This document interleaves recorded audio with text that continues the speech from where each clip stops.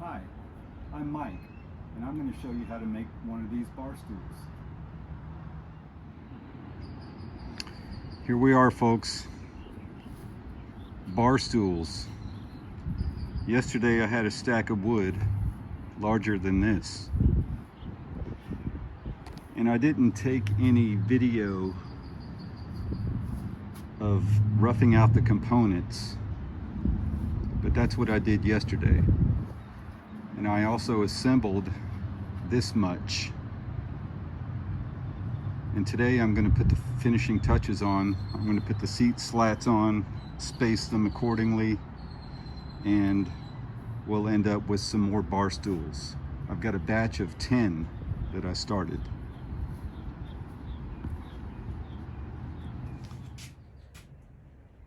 So here's my stack of all the seat screeds. And the first thing I do is lay out 13 screeds for each stool.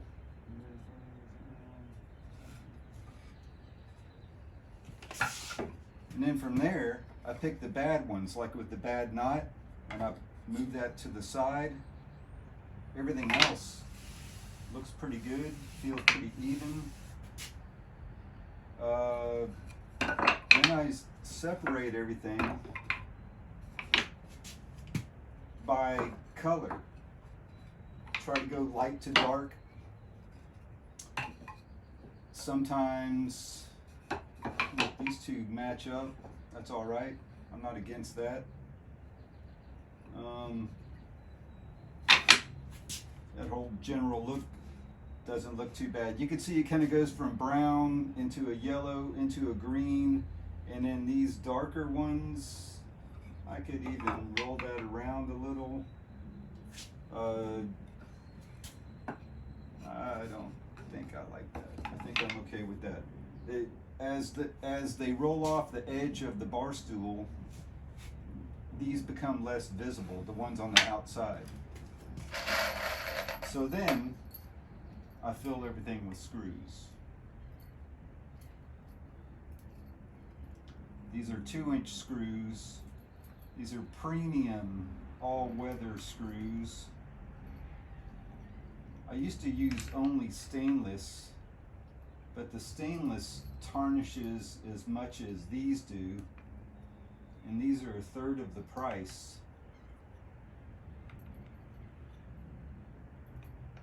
And as far as I'm concerned, they're still very pricey.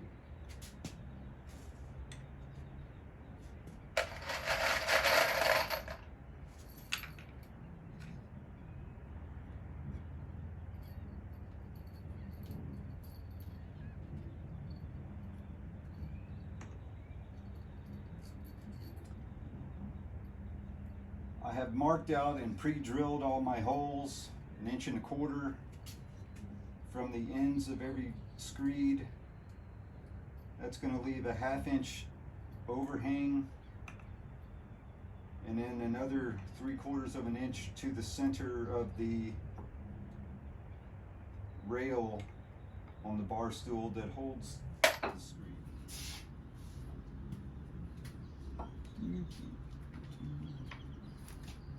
Now I take my first one, I put it right on this edge, and I have a 1/2 inch spacer, which is my overhang. Give it a 1/2 inch, get it right on that edge, and I can secure it.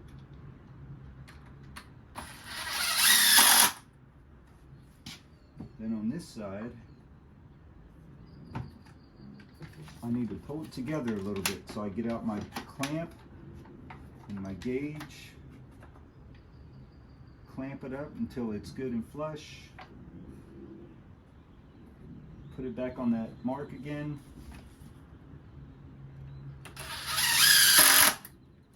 and secure it. Bring my next one over to the other end.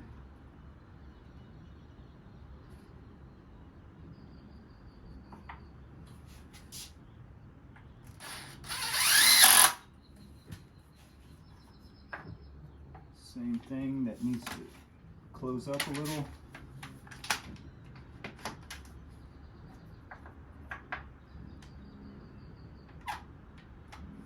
Right about there. Finish with the gauge.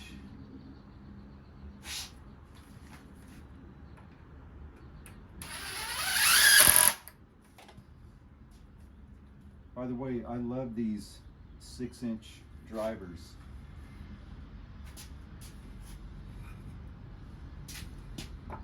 They might seem kind of awkward, but I think they're very comfortable. A lot of times you need that extra space to get around an obstruction. I've got a center line on here that's offset 3/4. I use this to line my edge up.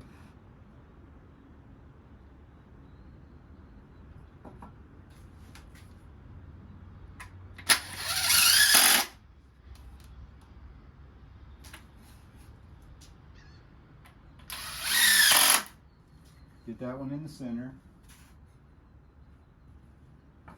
Then I drop 3 on this side. Go back to here again.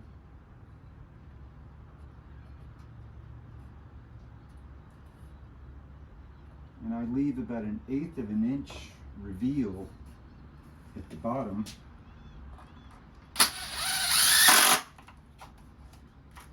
Make sure it's a parallel reveal.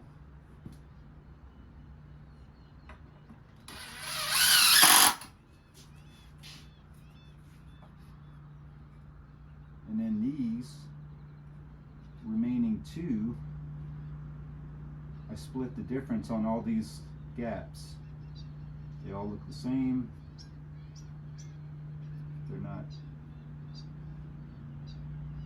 twisted.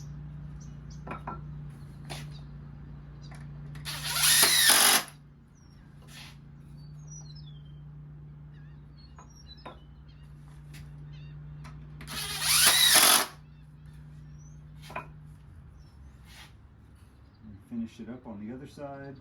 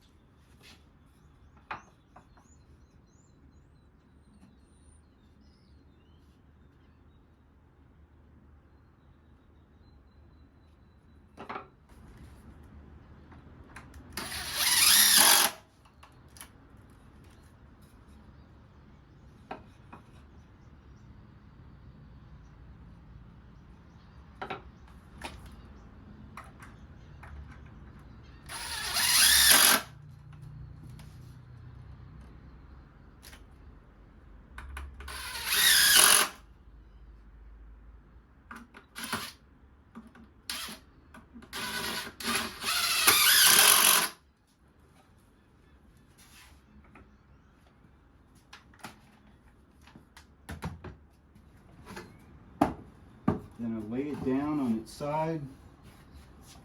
I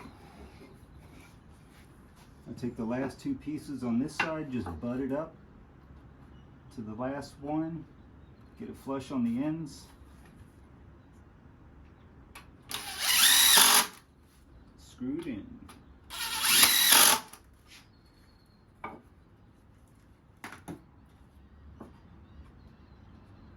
Same thing with this one.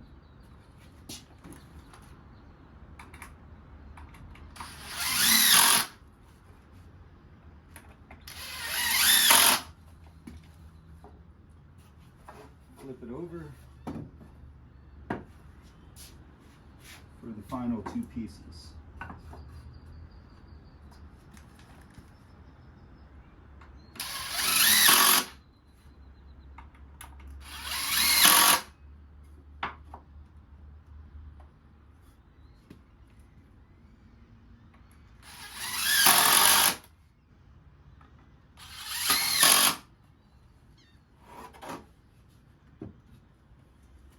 Then I take my sander, because I still got small pencil lines from where I drilled the holes to set the screws, and sometimes there's a little bit of a splintering from the screw being drilled and driven, so I take the sander to clean off the splinters and the lines.